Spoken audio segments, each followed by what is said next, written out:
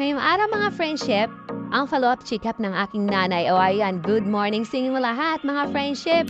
Finally, makakita ng aming nanay kasi kukunin na yung pads sa kanyang mata. At ang follow-up check-up niya by January 14, 2025 o New Year na 25 na mga friendship. After niyan, although ito nabas na po kami mga friendship kasi excited na ang aking nanay makita ang kanyang mga sisters sa church at ang kanyang anak. At pagdating ng nabas mga sister, aba, nagsasayaw na ang aking nanay.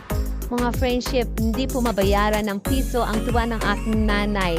At ayan po ang kanyang room, ready na para sa kanya. O, di ba, may arenola pa sa gilid.